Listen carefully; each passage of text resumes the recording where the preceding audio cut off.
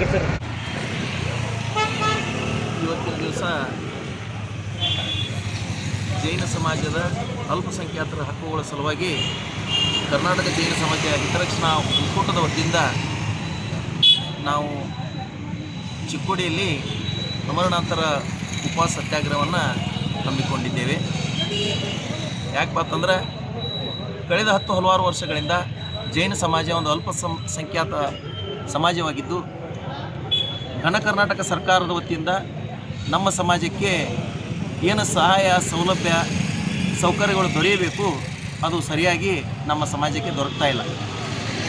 ಈ ಉದಾಹರಣೆಗಾಗಿ ನಮ್ಮ ಸಮಾಜದ ಮಂದಿರಗಳ ಜೀರ್ಣೋದ್ಧಾರ ಆಗಿರ್ಬೋದು, ಹಾಗೂ ಮಂದಿರಗಳ ರಕ್ಷಣೆ ಆಗಿರ್ಬೋದು, ಪ್ರಾಚೀನ ಮಂದಿರಗಳ ಒಂದು ಜೀರ್ಣೋದ್ಧಾರ ಕಾರ್ಯಕ್ರಮ ಆಗಿರ್ಬೋದು, ಮತ್ತು ಪ್ರಾಚೀನ ಶಿಲ್ಪಕಲಾ ಮಂದಿರಗಳ ಒಂದು ಸೆಕ್ಯುರಿಟಿ ಕಾರ್ಯಕ್ರಮ ಆಗಿರ್ಬೋದು, ಹಾಗೂ ಈಗಿರ್ತಕ್ಕಂಥ ಹೊಸ ಮಂದಿರಗಳ ಜೀರ್ಣೋದ್ಧಾರ, ಹಾಗೂ ನಮ್ಮ ಜೈನ ಸಮಾಜದ ಅಲ್ಪಸಂಖ್ಯಾತ ವಿದ್ಯಾರ್ಥಿಗಳಿಗೆ ಒಂದು ಉಳಿದುಕೊಳ್ಳಿಕ್ಕೆ ಹಾಸ್ಟೆಲ್ ವ್ಯವಸ್ಥೆ ಆಗಿರ್ಬೋದು, ಹಾಗೂ ಒಂದು ನೌಕರಿಯಲ್ಲಿ ಒಂದು ರಿಸರ್ವೇಷನ್ ಆಗಿರ್ಬೋದು, ಹಾಗೂ ಸಮುದಾಯ ಭವನಗಳ ಕಟ್ಟಡಗಳ ಒಂದು ಅನುದಾನ ಆಗಿರ್ಬೋದು, ಹಲವಾರು ನಮ್ಮ ಸಮಾಜಕ್ಕೆ ಏನು ದೊರಕಬೇಕು ಅದು ದೊರಕ್ತಾ ಇಲ್ಲ. ಕೇವಲ ಜೈನರು ಮೈನಾರಿಟಿ ಸಮಾಜ ಅಂತ ಹೇಳಿ ಕರ್ನಾಟಕ ರಾಜ್ಯದ ಅಲ್ಪಸಂಖ್ಯಾತ ಆಯೋಗದಲ್ಲಿ ಏನು ಒಂದು ವರ್ಷದ ಬಜೆಟ್ ಇರ್ತದೆ, ಆ ಬಜೆಟ್ನಲ್ಲಿ ಕೇವಲ 5% ಮಾತ್ರ ನಮಗೆ ಕೊಡ್ತಾ ಇದ್ದಾರೆ. ಅದು ಸಹ ಸರಿಯಾಗಿ ಮುಟ್ತಾ ಇಲ್ಲ. ಇವತ್ತಿನ ದಿವಸ ಘನ ಕರ್ನಾಟಕ ಸರ್ಕಾರ ಕೇವಲ 5 ಲಕ್ಷ ಜನಸಂಖ್ಯೆ ಇದೆ ಅಂತ ತಿಳ್ಕೊಂಡಿದ್ದಾರೆ ಕರ್ನಾಟಕ ರಾಜ್ಯದಲ್ಲಿ. ನಾನು ಸನ್ಮಾನ್ಯ ಮುಖ್ಯಮಂತ್ರಿಗಳ ಅಲ್ಪಸಂಖ್ಯಾತ ಸಚಿವರಿಗೆ ಈ ಒಂದು ವೇದಿಕೆ ಮುಖಾಂತರ ಅವ್ರು ನಾನು ತಿಳಿದುಪಡಿಸ್ತಾ ಇದ್ದೇನೆ.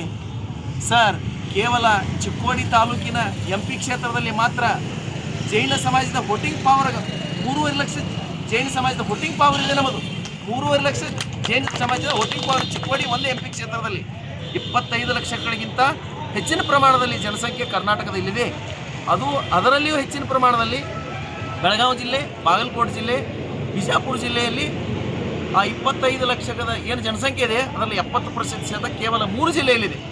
ಅದಕ್ಕೆ ದಯಮಾಡಿ ತಾವು ಕಳೆದ ವರ್ಷವೂ ಸಹ ನಾವು ಬೆಳಗಾವಿ ಅಧಿವೇಶನದಲ್ಲಿ ಹಲ್ಗಾದಲ್ಲಿ ಸನ್ಮಾನಿಸಿ ಸ್ವಾಮಿ ಗುಣಧರಾನಂದ ಸ್ವಾಮೀಜಿಯ ಒಂದು ಸಾನ್ನಿಧ್ಯದಲ್ಲಿ 25-30 ಸಾವಿರಕ್ಕಿಂತ ಹೆಚ್ಚು ಜನಸಂಖ್ಯೆಯನ್ನು ಸೇರಿ ಒಂದು ಸಮಾವೇಶವನ್ನು ಮಾಡಿ ತಮಗೆ ಮನವಿಯನ್ನು ಕೊಟ್ಟಿದ್ದೀವಿ. ತಾವು ಪರಿಶೀಲಿಸ್ತೀವಿ ಅಂತ ಹೇಳಿದ್ರಿ.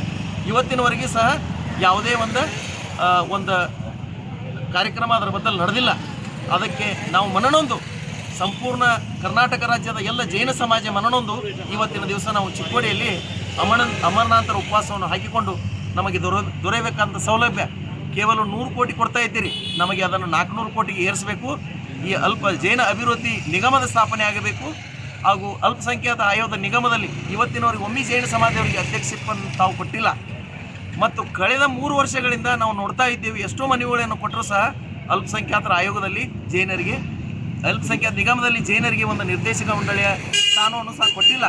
ದಯಮಾಡಿ ಮುಖ್ಯಮಂತ್ರಿ ಅವರು ಅಲ್ಪಸಂಖ್ಯಾತ ಸಚಿವರು ತಾವು ವಿಶೇಷವಾದ ಗಮನವನ್ನು ಹರಿಸಿ ಈ ಒಂದು ಅಧಿವೇಶನದಲ್ಲಿ ನಾವು ಠರಾವನ್ನು ಪಾಸ್ ಮಾಡಬೇಕು ಕ್ಯಾಬಿನೆಟ್ನಲ್ಲಿ. ಮತ್ತು ನಾಳೆ ಮುಂಬರುವ ಏನು ಒಂದು ಮಾರ್ಚಿನಲ್ಲಿ ಒಂದು ಕರ್ನಾಟಕ ರಾಜ್ಯದ ಒಂದು ಬಜೆಟ್ ಸೆಷನ್ನಲ್ಲಿ ಇದಕ್ಕೆ ಒಂದು ವಿಶೇಷವಾದ ಒಂದು 400 ಕೋಟಿ ಅನುದಾನವನ್ನು ಇಟ್ಟು ಜೈನ ಅಭಿವೃದ್ಧಿ ನಿಗಮದ ಸ್ಥಾಪನೆ ಆಗಬೇಕು. ಜೈನರಿಗೆ ಸಿಗಬೇಕಾದಂಥ ಎಲ್ಲ ಸಹಾಯ ಸೌಲಭ್ಯ ಸೌಕರ್ಯಗಳು ದೊರೆಯಬೇಕು ಅಂತ ಹೇಳಿ ಇವತ್ತಿನ ಮೂಲಕ ಈ ಚಿಕ್ಕೋಡಿಯ ಒಂದು ಚಿಕ್ಕೋಡಿ ಅಲ್ಪಸಂಖ್ಯಾತರ ಹಕ್ಕುಗಳ ಒಂದು ಏನು ಹೋರಾಟ ಸಮಿತಿ ಇದೆ, ಉಪವಾಸ ಸತ್ಯಾಗ್ರಹದ ಒಂದು ವೇದಿಕೆ ಮುಖಾಂತರ ನಾವು ಕರ್ನಾಟಕ ಸರ್ಕಾರಕ್ಕೆ ಸಂಪೂರ್ಣ ಕರ್ನಾಟಕ ರಾಜ್ಯದ ಎಲ್ಲ ಜೈನ ಸಮಾಜದ ವತಿಯಿಂದ ಹಕ್ಕೊತ್ತಾಯವನ್ನು ಮಾಡುತ್ತೇವೆ. ಮತ್ತು ನಮ್ಮ ಬೇಡಿಕೆ ಈಡೇರುವವರೆಗೂ ನಾವು ಇಲ್ಲಿಂದ ನಮ್ಮ ಉಪವಾಸ ಸತ್ಯಾಗ್ರಹವನ್ನು ನಾವು ಕೊನೆಗೊಳಿಸುವುದಿಲ್ಲ ಅಂತ ಹೇಳಿ ಇವತ್ತಿನ ದಿವಸ ನಾನು ಘನ ಕರ್ನಾಟಕ ಸರ್ಕಾರಕ್ಕೆ ಹೇಳಲು ಇಚ್ಛೆಪಡ್ತೀನಿ.